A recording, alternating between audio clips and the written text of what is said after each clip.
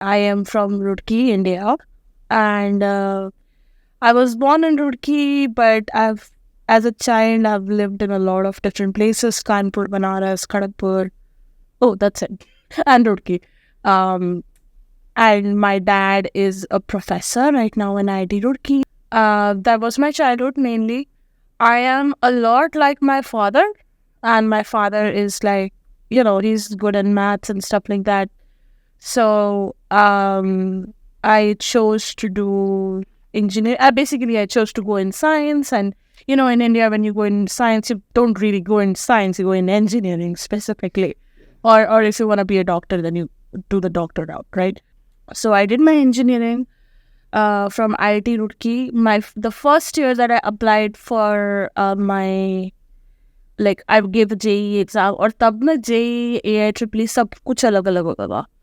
तो मैं मतलब मुझे कुछ ढंग का कुछ नहीं मिल रहा था. मुझे पन्नगर मिला ना, जो बहुत अच्छा कॉलेज है. पर कॉलेज हाँ, कहाँ पर है कॉलेज? पन्नगर उत्तराखंड में है कॉलेज. वो पन्नगर में है.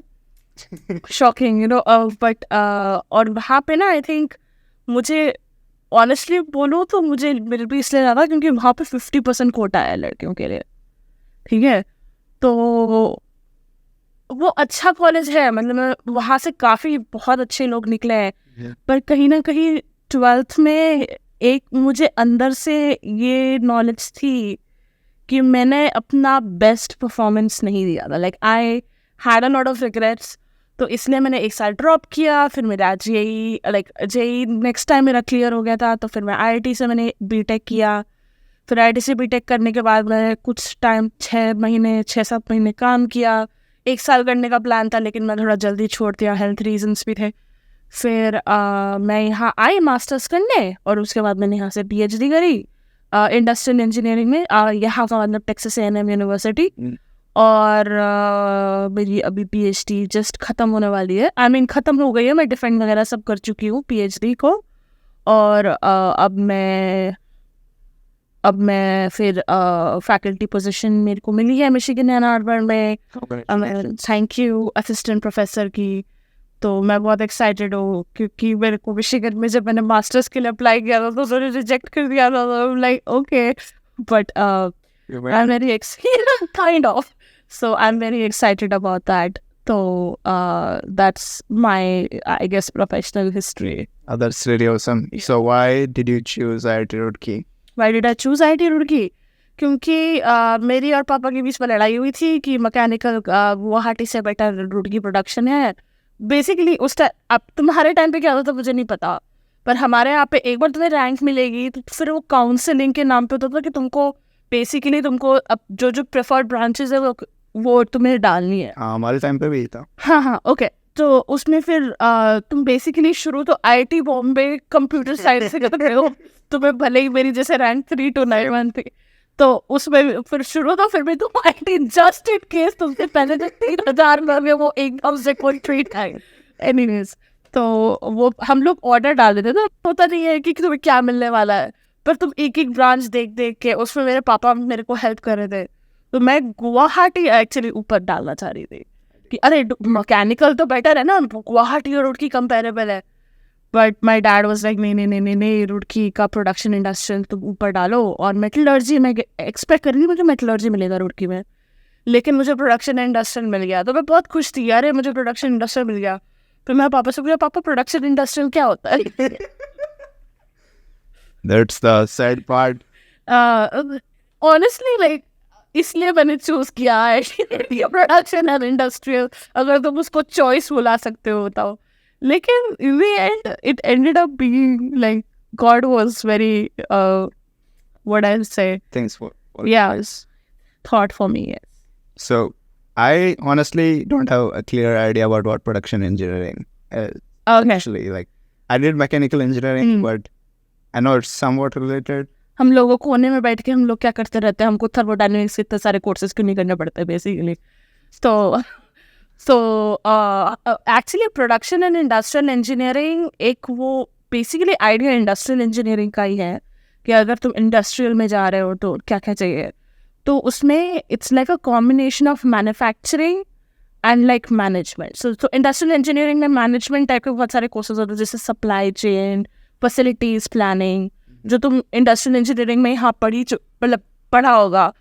तो वो सबका कॉम्बिनेशन है. बट क्योंकि वो प्रोडक्शन इंडस्ट्रियल इंजीनियरिंग है, तो mostly at least IIT Roorkee production focus ज़्यादा है. मतलब वहाँ पे लैब्स वगैरह सारी, एक हम लोगों ने लिटरली स्मिथी लैब वगैरह होती थी हमारी, तुम्हारी भी होगी.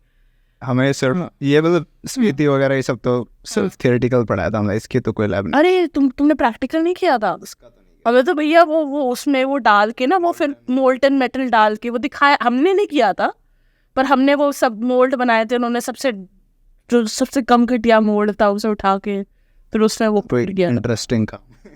हाँ बेसिकली इंटरेस्टिंग काम है, लेकिन लाइक अगर तुम इंजीनियरिंग करके वो बैठ के करोगे तो मतलब क्यों आना चाहिए. मैं ये नहीं कह रही आना नहीं चाहिए, लेकिन आई थिंक थोड़ा सा आउटडेटेड है सिलेबस IIT. कुछ कोर्सेज जो थे मतलब जो मोल्डिंग वगैरह इससे रिलेटेड तो मैकेनिकल इंजीनियरिंग में भी थे. हाँ, थोड़ा और ज़्यादा फोकस्ड प्रोडक्शन इंडस्ट्री. हाँ, तो वैसे तो लाइक मैं जब आउटडेटेड बोल रही हूँ तो मैं 2016 में ग्रेजुएट करी थी, तो उसके हिसाब से हो सकता है उन्होंने अपडेट कर दिया हो.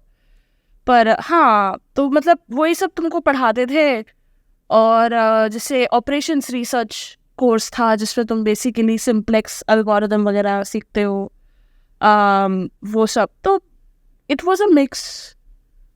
So when you started masters at Texas A&M, were you already planning to pursue PhD or it just yes happened? I was. In fact मेरे को पापा ने ये भी बोला था कि इस चीज़ में मैं बेसिकली ना, मैं ये नहीं है कि मैं बहुत ही what do you say कि मैं बहुत ही obedient इंसान हूँ. It's literally more like I kind of like just went with the flow, right? तो ये लेकिन मुझे था कि मुझे PhD करनी है, क्योंकि मैंने जब अपनी जॉब छोड़ी थी उस टाइम पे मेरा एक्सपीरियंस वो कॉर्पोरेट में इतना ख़राब था कि I was like कि never again. Tell me something about that corporate experience and how does it compare with your PhD journey? Yeah, so wait, मैं पहले दूसरा क्वेश्चन फिनिश कर दूँ. तो बेसिकली कॉर्पोरेट एक्सपीरियंस इतना ख़राब था कि मुझे ये था PhD करनी है, लेकिन it was more of that thing कि मैंने ठान लिया कि नहीं मुझे करनी है. But the more I do it the more I realise कि नहीं, लाइक ये मुझे सच में करना है, मतलब मुझे ये पसंद भी है. You know what I mean? तो इसीलिए लाइक मुझे शुरुआत से था मुझे करनी है, but it was maybe in the beginning for the wrong reasons, but as I did my masters those wrong reasons became the right reasons. That makes sense. तो दूसरा क्वेश्चन था कि कंपनी का एक्सपीरियंस मैं बताओ. Okay, so basically क्या होता है ना, आप लोग जब, और ये मैं हर इंसान का एक्सपीरियंस नहीं है, बट मेरे हिसाब से, मेरे ओपिनियन में ये मेजॉरिटी का एक्सपीरियंस है. आप just fresh out of college जब आप जॉब पकड़ते हो, तो ये बहुत रेयर है कि तुमने जो डिग्री ली है, तुमने जो मतलब बेसिकली जो पढ़ा है, उसके हिसाब से तुम्हें काम मिलेगा. बेसिकली स्पेशली ये IITs और NITs और ये टॉप इंस्टीट्यूशंस में ज़्यादा कॉमन है. दे जस्ट वांट समवन जो इंटेलिजेंट हो, फिर उसको वो पढ़ा लेंगे और बेसिकली तुमको स्किल्ड लेबर चीप में मिल रहा है.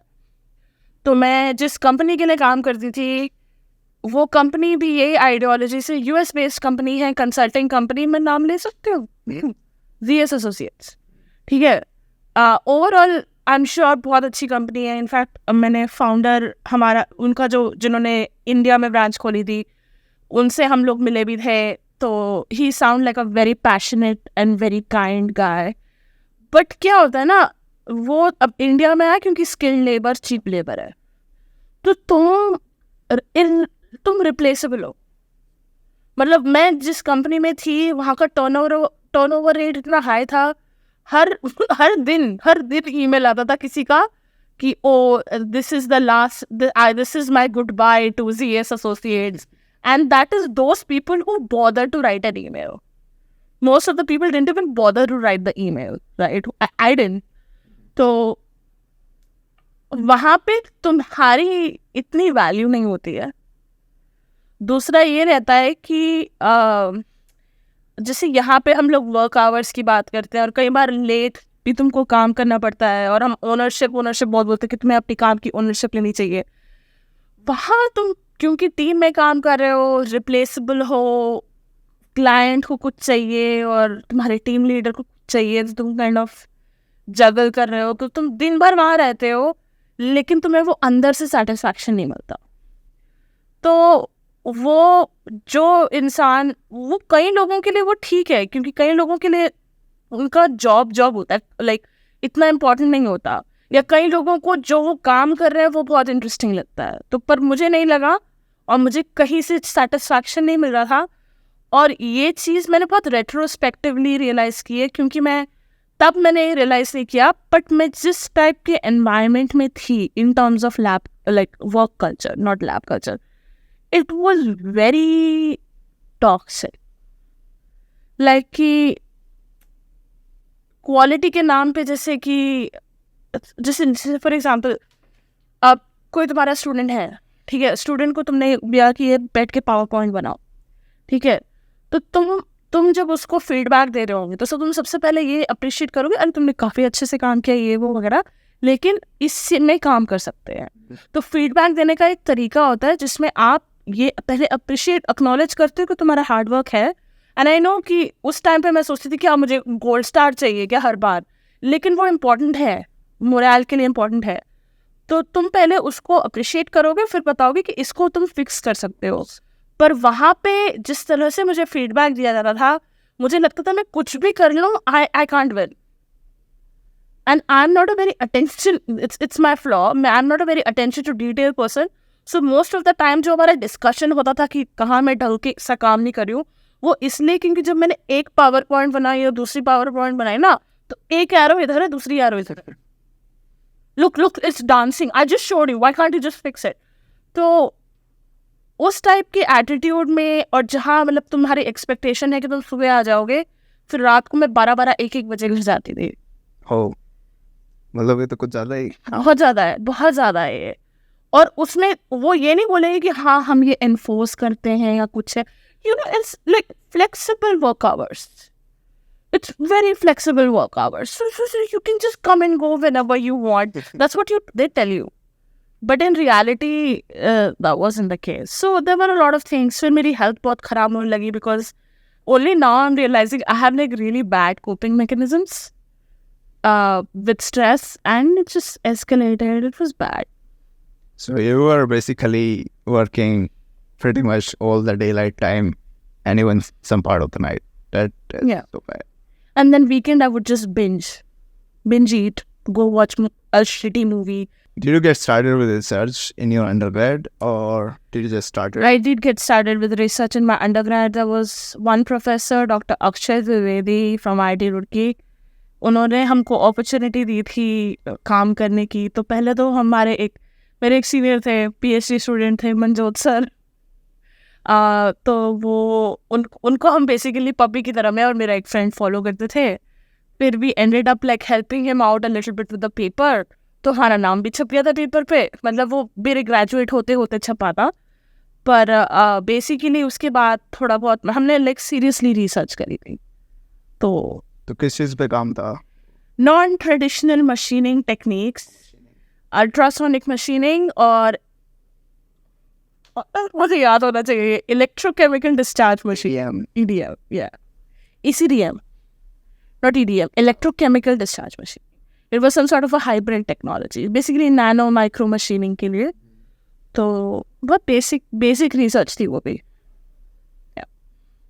How was your experience coming here in the US compared to India in terms of education and even personal experiences? That's a loaded question. Okay. So educational and personal मैं उनको separate करूँगा, ठीक है. तो educational experience में I realized like things were a lot easier in a way. Easier not in the sense कि the course is easier. The course was hard. But like you get a better support structure here. सो चीज़ें easier थी क्योंकि यहाँ पे support system better है, जैसे study material मिलता है, तुम कोई लेक्चर मिस करो तो वो प्रेशर नहीं है हर लेक्चर अटेंड करने का है। तो उसके हिसाब से फिर लाइक इट्स मोर ऑफ कि oh this is like it's almost like when I had to take ownership of my own education I just found it a lot easier.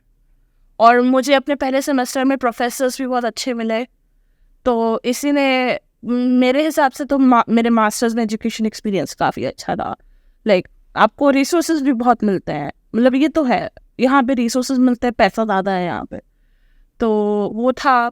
Personal experience मेरा थोड़ा डिफ़िकल्ट था क्योंकि मैं पहली बार घर से अलग, और यू नो लाइक इंडिया में बच्चों को थोड़ा शेल्टर्ड ही they are brought up, and I was more sheltered क्योंकि मेरा कॉलेज उसी सिटी में था जिसमें मैं रहती हूँ, और फिर उसके ऊपर थोड़ा लड़कियों को थोड़ा ज़्यादा शेल्टर करके रखा जाता है, जो अच्छी बात नहीं है, बट एनीवेज वो एक that's a whole other topic of discussion.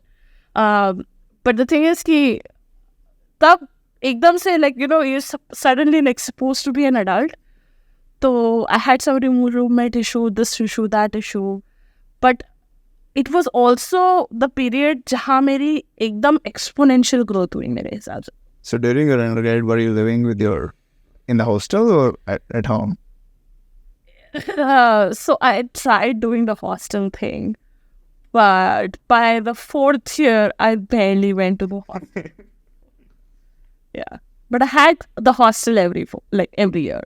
Yes. I was thinking if you get some experience or not. Okay. No, I didn't have a lot of hostel. I did in the beginning. I did the whole thing कि एक बंदे के कमरे में आप कर लो वो लो, but the thing is मेरी लड़कियों से नहीं, पता नहीं क्यों मेरी कभी, और जबकि मैं बचपन से गर्ल्स स्कूल में पढ़ी, लेकिन मेरी जस्ट आई फील लाइक कि लड़कियों के साथ जब रिलेशनशिप होता है ना तो बहुत कॉम्प्लिकेटेड होता है, उसमें लाइक बहुत चीज़ें होती है। लाइक मेरे अभी फीमेल फ्रेंड्स हैं, बहुत अच्छी फीमेल फ्रेंड्स हैं, but it took me some time to get there, तो इसीलिए मैंने इतना एंजॉय नहीं किया हॉस्टल। आई नो लड़के लोग तो भैया पागल होते हैं कि अरे यार वही दिन थे यार, वो मेरे लिए नहीं था, बस वही दिन थे यार, वो चाय बैठ के पीना एंड ऑल दैट, तो So how was your PhD journey? It was awesome. It was awful and awesome. Okay, तो जब मैं बोल रहा हूँ मेरी एक्सपोनेंशियल ग्रोथ हुई, तो पर्सनल लाइफ में मेरी ग्रोथ बहुत हुई, मेरे मास्टर्स में, वो PhD में भी चलती रही, पर जो मेरी प्रोफेशनल ग्रोथ है वो आई थिंक मेरी PhD में ही मतलब ये पिछले 4 साल में मैंने जितना मेहनत करी है और जितना मेरी ग्रोथ हुई है वो मेरे उससे पहले के 10 साल में नहीं हुई थी। काफी स्लो पेस था, काफी स्लो। हाँ, it was almost as if कि तुम बैंक में डाल रहे हो पैसे, फिर एकदम से PhD में तुम्हें जैकपॉट मिलता है, तो ऐसा था। हाँ, अच्छा था। I am very grateful for. So now that you'll be an assistant professor at University of Michigan, what would be your advice to incoming PhD students? Incoming PhD students, professor देख के चुनो, बहुत ज़रूरी है। मुझे बहुत अच्छी प्रोफेसर मिली थी जो मुझे कभी मैं मतलब ओके, आई डोंट थिंक मैं जहाँ हूँ मैं वहाँ होती अगर मुझे कोई और प्रोफेसर मिलता। So counter question on that. So how do you think, because mostly we are just applying and we don't know how the professor will be, what are the ways you can gauge that relationship? Okay, I'm going to be honest, you don't have a lot of choice. No. You have some choice, you don't have a lot of choice. But when you have that some choice, while you're exercising that choice, do look at the professor and do look at the lab culture and all that stuff. जब तुम लोग आते हो तो तुम देखो कि वो प्रोफेसर, केवल तुम नाम मत देखो कि अरे इसके खूब सारे पब्लिकेशंस हैं, वो ये है। हम लोग कई बार बायस हो जाते हैं ये देख के, कई बार कि अरे ये इंडियन है तो इजी रहेगा। आई डोंट नो, मतलब मैंने कभी नहीं सोचा, बट कई लोग मैंने देखा है सोचते हैं, या कई लोग ये सोचते हैं अरे ये तो इंडियन है तो तो ये तो बहुत ही मतलब गाली बकेगा या कुछ खराब रेपुटेशन भी होती है। तो वो सब सोचे बिना तुम जब उनसे बात करते हो, मिलते हो, तो केवल ये मत सोचो कि अरे बस ये मुझे ले ले किसी तरह, बट वो डेस्परेशन के बजाय ये भी सोचो कि मैं अगर इस इंसान के लिए काम करूं, what will that be like.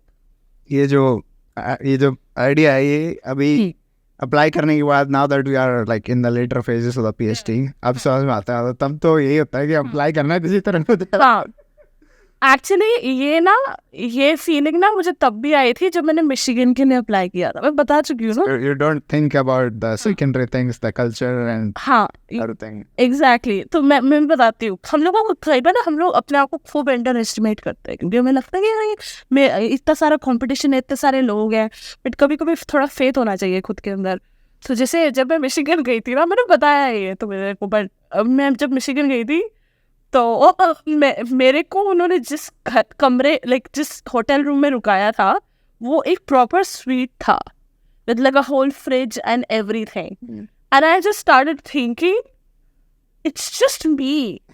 You know, like you're used to like bunking like 4 people with like in a like with 2 beds in one room, and it was simply like कि मेरे I was so obsessed with the fact कि मेरे room में fridge क्यों है।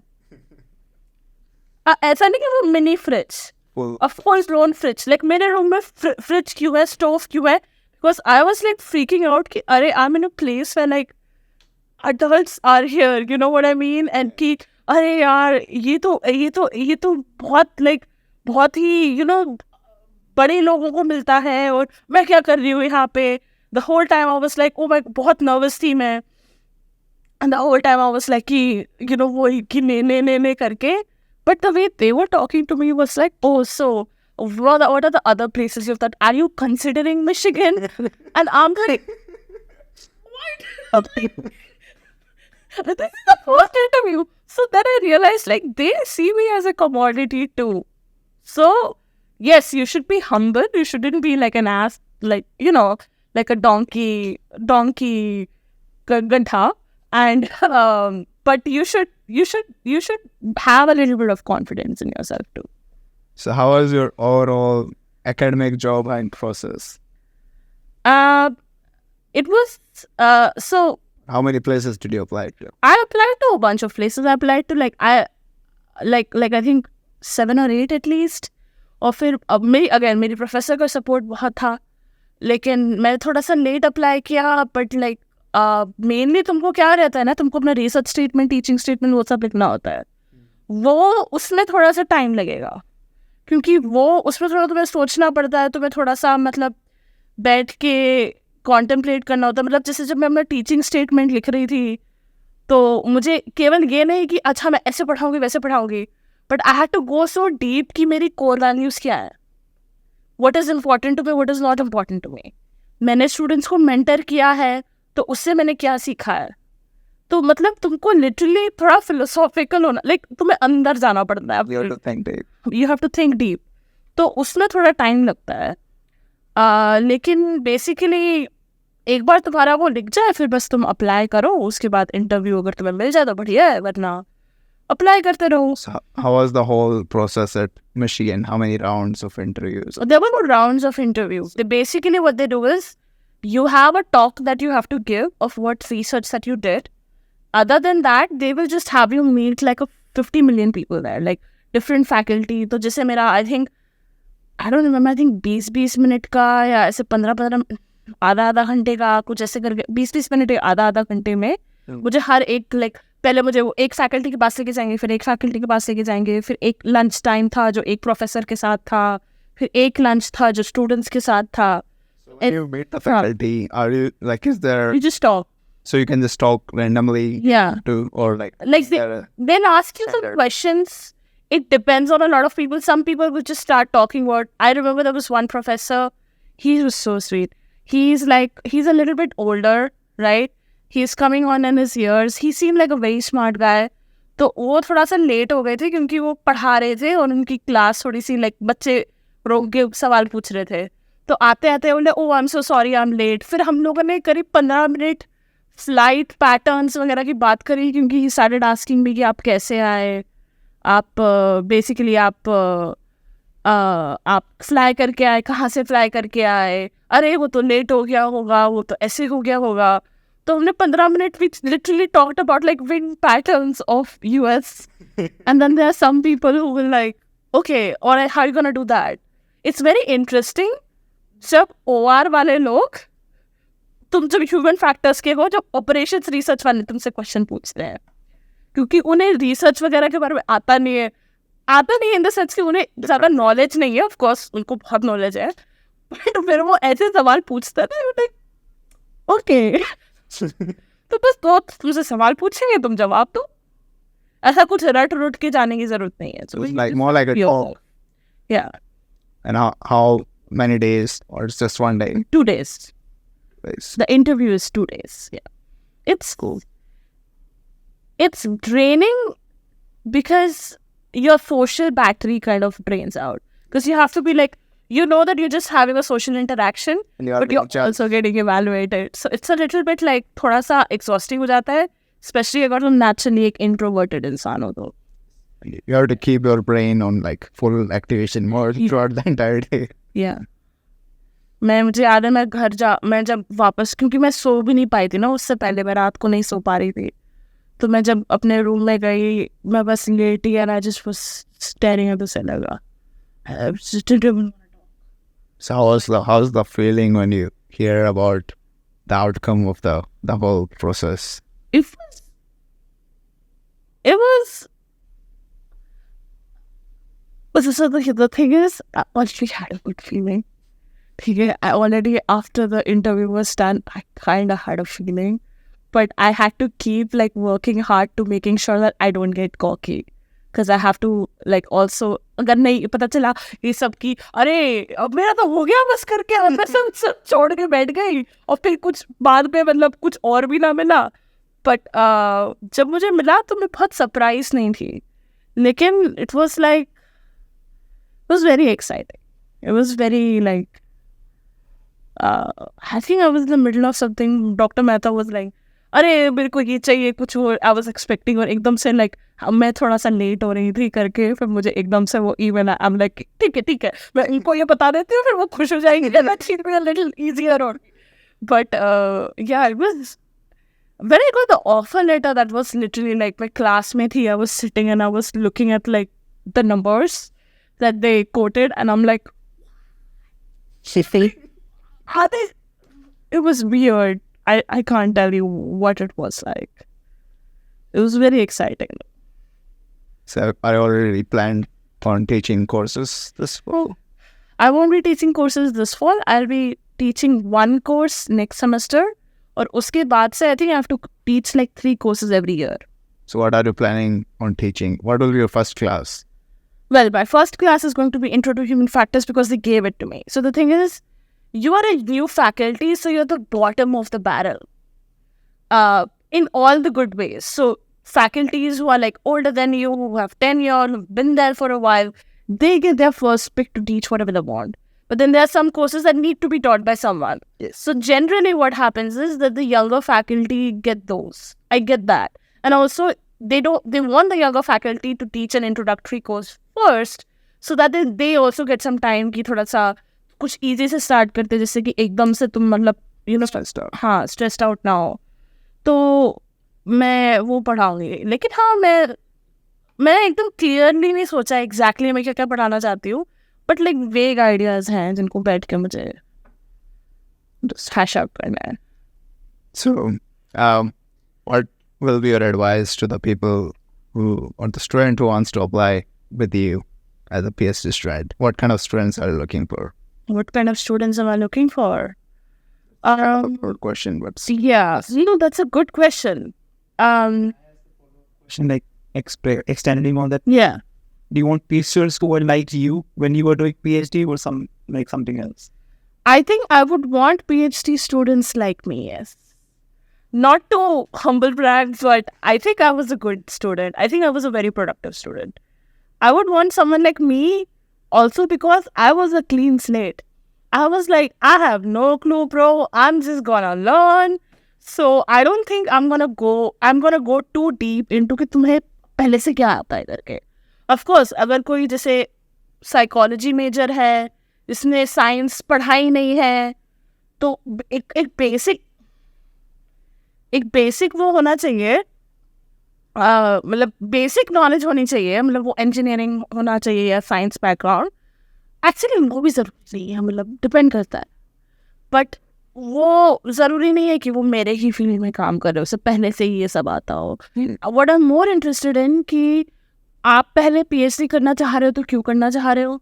मतलब अगर वो अब ओके, आई डोंट जज पीपल. सबकी मोटिवेशंस अलग होते हैं, सबकी सिचुएशन अलग होती है.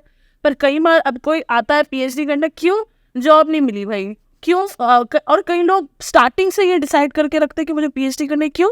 अरे H1 भी आसानी से मिल जाता है, दरवाजा. नो ऑफेंस बट लाइक अगर तुम मेरे जितने पागल नहीं हो सर में, तो तुम नहीं कर सकते मेरे साथ PhD. क्योंकि तूने देखा ना डॉक्टर मेहता कितनी पैशनेट है काम को लेके. अगर उनको ऐसा स्टूडेंट मिलता है जो जैसे कि ठीक है यार काम है करना है, वो जल नहीं कर पाता. तुमको अपने प्रोफेसर का पैशन मैच करना ज़रूरी है और थोड़ा सा उससे हल्का सा और भी पागल होना ज़रूरी है अगर तुम्हें एक्सेल करना है तो वो होना चाहिए. मतलब they really want to do the PhD, they want to do research. That's I important. think self-motivation and ability to learn Yes. on your own. Anybody who is, and again, I'm not diagnosing people over here, anybody who has any kind of narcissistic traits, doesn't work well with people, is not, I know this, I don't know what it sounds like, but it's not like a kind, empathetic person, no, because they always end up being a problem. People who are genuine, who are givers, who help, who genuinely do things because they feel they need to be done are more welcome. People who are not afraid of making mistakes. I mean, if you end up coming in not afraid of making mistakes or end up coming in being afraid of making mistakes, the thing is you should learn not to be afraid of making mistakes. In that sense. Yeah. So I think those values are more important because if that raw material that I just talked about, you can make whatever the hell you want out of it. But if you have someone who's like paper pe very good, like very good grades and everything, but it's like, you know, like a donkey gadha, then it doesn't work out. I know as a professor, you will be very busy because initially these are a few initial years, so it's now more busy. So how do you think you'll be managing your like mental health, physical health, and academia, and then research and teaching? Okay. I'll first give you the real answer and then I will give you the professional answer. The real answer, I have no clue. The professional answer. So, PhD was hard. It was very hard. And I've seen Dr. Mehta, right? And I know that being a faculty is not easier. It's, if not harder, right? It is definitely harder. I feel like what I'll start doing from now on is carving out some time for myself. Like, I will be by myself. I will... जो सबसे बड़ी issue अब तक रहा, मतलब जो थोड़ा मेरे मेंटल हेल्थ को अफेक्ट किया इन द सेंस कि स्ट्रेस ज़्यादा था, वो एक थोड़ा फाइनेंशियल प्रेशर भी था. You know, as a student में रहता है. फिर मैं मास्टर्स भी मतलब मेरा अनफंडेड था तो उसका भी मैं लोन चुका रही थी. तो एक what I am looking forward to कि थोड़ा फाइनेंशियल प्रेशर ईज ऑफ होगा and I'll be doing things like don't be afraid to enjoy, take vacations. I'm going to start taking more vacations. Like मैं पिछले साल Los Angeles गई थी and I'm like, I should do this more often. And my friends were looking at me like, yeah, you should. So I think that's where I'll start. But yeah, I'll be actually going to a therapist as well. क्योंकि I feel like कि हमारे यहाँ पे अरे इसको mental problems हैं, ये अगर साइकाइट्रिस्ट के पास जा रही, हम ऐसे ऐसे वर्ड्स यूज करते हैं. एक्चुअली आज के टाइम पे आपको, अगर आप इस टाइप के एनवायरनमेंट में हो जो इतना स्ट्रेसफुल है या कुछ, थेरेपिस्ट के पास जाना लाइक कोई बुरी बात नहीं है एक तो, और दूसरा काइंड ऑफ ज़रूरी भी हो जाता है एक पॉइंट के बाद. So now coming to the end, what will be your one advice to this world? Don't take yourself too seriously. That's it. Like, I feel like when we are like young or whatever, a lot of us are like full of angst, and we see this world like, oh, this is wrong with this world, and this should be this way, and this should be that way. And you just realize things are way easier when you just stop taking everything seriously. Yeah, I've come to realize the same thing. Like, Yeah. I stress out on a lot of things. Like, Yeah. oh no, this is going wrong, and Yeah. this is not what it's supposed Yeah. to be. But then I think we should just keep going without worrying about what will happen in the Yeah. future. Yeah. That has happened in the past. Yeah. Sometimes you just gotta be like, oh, whatever. I'm just gonna like, don't take yourself too seriously. It'll be fine. And like, I guess grow a pair as well. Like, Nice talking to you. Yeah. And waiting all the odds, you will now be an assistant professor. yeah. The University of Michigan and Arbor. Yeah. Congratulations on that. Thank you. Let's stay in touch.